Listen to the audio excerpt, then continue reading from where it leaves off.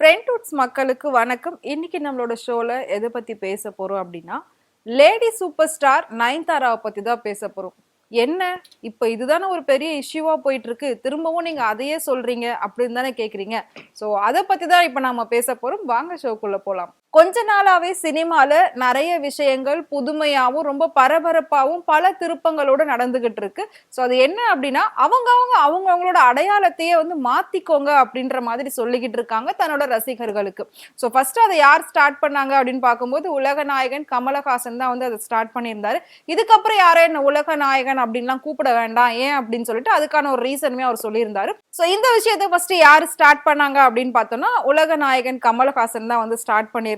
அவர் வந்து உலக நாயகன் இனிமேல் யாரும் என்ன சொல்ல வேண்டாம் அப்படின்னு சொல்லியிருந்தாரு.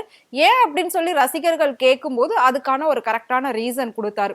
இப்ப நம்ம ஒரு ஃப்ளோவா சொல்லும் போது கூட உலக நாயகன் கமலஹாசன் அப்படின்ற ஒரு பேர் தான் நமக்கு வந்து ஞாபகத்துக்கு வருது.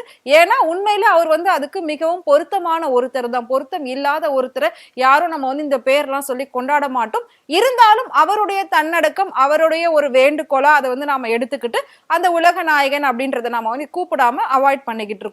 அடுத்ததா பாத்தீங்கன்னா தல அஜித், அவர் என்ன சொன்னாருன்னா, என்னை வந்து அஜித் குமார்னு கூப்பிடுங்க, ஏகேன்னு கூப்பிடுங்க, என் பேரை சொல்லி கூப்பிடுங்க, அண்ணா தம்பின்னு கூப்பிடுங்க. ஆனா அதை விட்டுட்டு எனக்கு வந்து வேற எந்த ஒரு தலை, அப்புறம் வந்து கடவுளை, இந்த மாதிரி விஷயங்கள்லாம் வச்சு என்னை கூப்பிடாதீங்க அப்படின்னு சொல்லி அவர் வந்து அவரோட ரசிகர்களுக்குமே ஒரு வேண்டுகோள் கொடுத்திருந்தாரு. அது மட்டும் இல்லாம அஜித் ஏன் இப்படி சொன்னாரு அப்படின்னா அதுக்கு உண்மையிலேயே ரொம்ப சரியான காரணங்கள் உண்டு.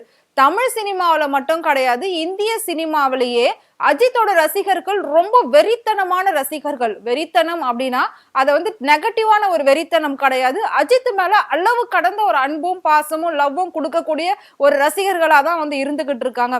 அஜித் சொன்னா என்ன வேணாலும் செய்வோம், அஜித் வந்து கையை காட்டினா நாங்க போய் அங்க நிப்போம், அவர் கண்ணை காட்டினா நாங்க அதை மட்டும் தான் செய்வோம். சோ அந்த அளவுக்கு ஒரு 100% லவ்வை கொடுக்கக்கூடிய ரசிகர்கள் வந்து அஜித்துக்கு இருந்தாங்க.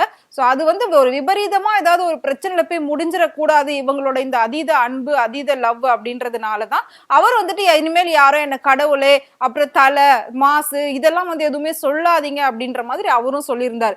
அவரோட வேண்டுகோளுக்கு ஏத்த மாதிரி ரசிகர்களும் சரி ஓகே அப்படின்னு சொல்லி அக்செப்ட் பண்ணிக்கிட்டாங்க. அதுக்கப்புறம் விடாமுயற்சி படம் ரிலீஸ் ஆனதுக்கு அப்புறமா நிறைய பேர் ரிவ்யூல வந்து வெறும் அஜித் அஜித் அப்படின்னு மட்டும் தான் சொல்லி பேசியிருப்பாங்க. ஸோ அதையுமே நம்மளால கண் கூட பார்க்க முடிஞ்சது. இது எல்லாத்தையும் தாண்டி ஜெயம் ரவி, அவருக்குமே வந்து பர்சனலா நிறைய பிரச்சனைகள் வரும்போது அவர் என்ன சொல்லியிருந்தாருன்னா, இனிமேல் என்ன யாரும் ஜெயம் ரவின்னு கூப்பிட வேண்டாம், ரவி மோகன் கூப்பிடுங்க. ஸோ ஜெயம்ன்றது நான் நடிச்ச படம், அது அதோட முடிஞ்சு போச்சு. அதுக்கப்புறம் நான் பல படங்கள் பண்ணிட்டேன், ஆனாலும் எதுக்காக அந்த படத்தோட பேரை வச்சு என்ன கூப்பிடணும், எனக்குன்னு என் அப்பா அம்மா வச்ச பேரு ரவி மோகன், அதை வச்சு நீங்க கூப்பிடுங்க அப்படின்ற மாதிரி அவருமே ஒரு ரீசன் கொடுத்திருந்தாரு. ஸோ இது எல்லாத்தையும் தாண்டி அடுத்ததா வந்து நயன்தாரா என்ன சொல்லியிருக்காங்க அப்படின்னா, இனிமேல் யாரும் என்ன லேடி சூப்பர் ஸ்டார் நயன்தாரான்னு சொல்லாதீங்க, வெறும் நயன்தாரா அப்படின்னு சொல்லுங்கன்னு சொல்லியிருக்காங்க. இந்த விஷயம் அவங்களோட ரசிகர்கள்லாம் ஏத்துக்கிட்டு அதையே பின்பற்றாங்களா அப்படின்னு கேட்டா இல்லவே இல்லை. ஏன்னா நயன்தாரா சொன்ன இந்த விஷயத்த பல பேர் பாத்தீங்கன்னா கேலி கிண்டலா வச்சு பேசிக்கிட்டு இருக்காங்க. பல நெட்டிசன்கள் வந்து நயன்தாராவை வச்சு செஞ்சுக்கிட்டு இருக்காங்க அப்படின்னு சொல்லலாம்.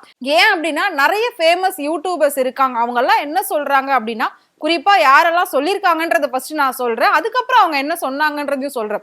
பைல்வான் ரங்கநாதன் அவர் சொல்லியிருக்காரு, ஸோ ப்ளூ சட்டை மாறன் அவர் சொல்லியிருக்காரு, அந்தணன் சொல்லியிருக்காரு, நெடுஞ்செழியன் சொல்லியிருக்காரு. ஸோ இந்த மாதிரி நிறைய யூடியூபர்ஸ் நெட்டிசன்கள் எல்லாருமே நயன்தாரா வந்து பயங்கரமா கலாய்ச்சி தள்ளிக்கிட்டு இருக்காங்க அப்படின்னு சொல்லலாம். ஸோ என்ன சொல்லியிருக்காங்க அப்படின்னா, யாரு ஃபர்ஸ்ட் உங்களை வந்து லேடி சூப்பர் ஸ்டார்னு சொன்னது, அது நீங்களா சொல்லிக்கிட்டது, யாரோ ஒருத்தர் ஏதோ ஒரு விதத்துல கொடுத்த பேரை நீங்களா வந்து பர்மனன்ட் பண்ணிக்கிட்டீங்க, நாங்க யாருமே உங்களை லேடி சூப்பர் ஸ்டாராவே பார்க்கல, அப்புறம் எங்க இருந்து வந்து இனிமேல் என்ன அப்படி கூப்பிடாதீங்க நீங்க சொல்றீங்க அப்படின்னு சொல்லி பயங்கரமா நயன்தாராவை கலாச்சி தள்ளிக்கிட்டு இருக்காங்க.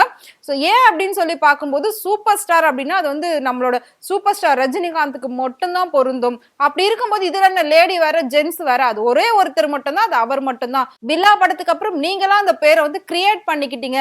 மக்கள் யாரும் உங்களை வந்து super star lady super star Nayanthara வாங்க அப்படின்லாம் வந்து உங்களை கூப்பிடவே கிடையாது. உங்களை பாக்குறவங்களும் சரி, உங்களை பத்தி பேசுறவங்களும் சரி, ஒன்லி நயன்தாரா அப்படின்னு மட்டும் தான் சொல்லுவாங்களே தவிர லேடி சூப்பர் ஸ்டார் நயன்தாரான்னு யாருமே உங்களை கொண்டாடல. சோ இனிமேல் என்ன வந்து லேடி சூப்பர் ஸ்டார் நயன்தாரான்னு கூப்பிட வேண்டாம், வெறும் நயன்தாரான்னு கூப்பிடுங்கன்னு எப்படி நீங்க சொல்றீங்கன்னு சொல்லி கலாய்ச்சிட்டு இருக்காங்க. இதுல இன்னொரு விஷயம் அப்படின்னா, நயன்தாராக்கு முன்னாடியே பாத்தீங்கன்னா அசின் இருந்திருக்காங்க, ஹன்சிகா இருந்திருக்காங்க. அது மட்டும் இல்லாம மெயினா த்ரிஷா, 19 வயசுல நடிக்க ஆரம்பிச்சவங்க ஒரு சைடு ரோல்ல இருந்து அதுக்கப்புறம் மெயின் ரோல் பண்ணி இன்னைக்கு 41 வயசாவது இப்ப வரைக்கும் ஹீரோயினா நடிச்சுக்கிட்டு இருக்காங்க. அவங்களுக்குன்னு எந்த ஒரு தனிப்பட்ட அடையாள பேரோ எந்த ஒரு அடையாளமும் அவங்களுக்கு இல்ல. அழகா ஒரு நடிகை திரிஷா, இது மட்டும்தான் அவங்களோட பேரா வரும் எப்பவுமே. சரி, எதையுமே எதிர்பார்க்காம அவங்க வந்து 41 வயசு வரைக்குமே பாத்தீங்கன்னா பயங்கர யங் லுக்கோட வந்து ஹீரோயினாவே நடிச்சுக்கிட்டு இருக்காங்க. அது மட்டும் இல்லாம அவங்க நடிக்க ஆரம்பிக்கும் போது கூட சின்ன சின்ன நடிகர் கூட நடிச்சது கிடையாது. ஆரம்பமே அவங்களுக்கு வந்து பெரிய லெவல்ல தான் அமைஞ்சது. அப்படி இருக்கும்போது அஜித், விஜய், சூர்யா, விக்ரம் எல்லாரோடையுமே அவங்க வந்து ரோல்ஸ் பண்ணி இன்னைக்கு இந்த லெவல்ல வந்து நிக்கிறாங்க. உண்மையை சொல்லணும் அப்படின்னா த்ரிஷா தான் உண்மையிலே லேடி சூப்பர் ஸ்டாரா இருக்க வேண்டியது. பட் அவங்க இது வரைக்கும் அதை பத்தி எதுவுமே பேசுனதில்ல, மக்களுமே யாருமே அதை பெருசா எடுத்து பார்த்துக்கிட்டது இல்ல. உங்களுக்கா, அதாவது அந்த ஒரு கோடம்பாக்கம் ஏரியா ஓட்டு கேட்டு வாரியான்ற ஒரு பாட்டுல வந்து உங்களுக்கு வரும், சூப்பர் ஸ்டார் ஜோடி தான் நான் கேட்டு பாருடா அப்படின்ற மாதிரி வரும். அதுல இருந்து வந்து உங்களுக்கு நீங்களா அந்த பேரை வச்சுக்கிட்டீங்க, நாங்க யாரும் வைக்கலையே அப்படின்னு சொல்லி. சோ அந்த மாதிரி பல பேர் பல விதமா நயன்தாராவை கேலி கிண்டல்கள் பண்ணிக்கிட்டு வராங்க. சோ நயன்தாரா கொடுத்த ஒரு அறிக்கையினால இன்னைக்கு வந்து பயங்கர நெட்டிசன் யூடியூபர் ஃபுல்லாவே பாத்தீங்கன்னா இந்த மாதிரி பேச்சுக்கள் தான் ரொம்ப அதிகமா போய்கிட்டு இருக்கு. பட் அதுக்கு ஒரு சரியான காரணம் என்ன அப்படின்றது இது வரைக்கும் நயன்தாரா வந்து சொல்லவே இல்லை. அது அவங்க சொல்ற அந்த ரீசனுமே வந்து ஏத்துக்க முடியாததா தான் இருக்கு. சோ அவங்கள லேடி சூப்பர் ஸ்டார்னு யாருமே அக்செப்ட் பண்ணிக்கலன்னு சொல்றாங்க. அது உண்மையா பொய்யான்றது நமக்கு கூடிய சீக்கிரம் தெரியும். சோ நீங்க நயன்தாராவை லேடி சூப்பர் ஸ்டார் தான் அப்படின்னு நினைச்சீங்கன்னா மறக்காம கமெண்ட் பாக்ஸ்ல கமெண்ட் சொல்லுங்க. சோ அதே மாதிரி நிறைய யூடியூபர் சொல்லியிருக்கிற அந்த இன்ஃபர்மேஷனும் சரியா தப்பா அப்படின்றதையும் நீங்க வந்து கமெண்ட்ல சொல்லுங்க. சினிமால நடக்கக்கூடிய நிறைய சுவாரஸ்யமான விஷயங்கள், சினிமா நடிகர்களுடைய நிறைய புது புது விஷயங்கள்லாம் நீங்க தெரிஞ்சுக்கணும் அப்படின்னு நினைச்சீங்கன்னா மறக்காம ஃப்ரெண்ட்வுட் சேனலை ஃபாலோ பண்ணிக்கோங்க.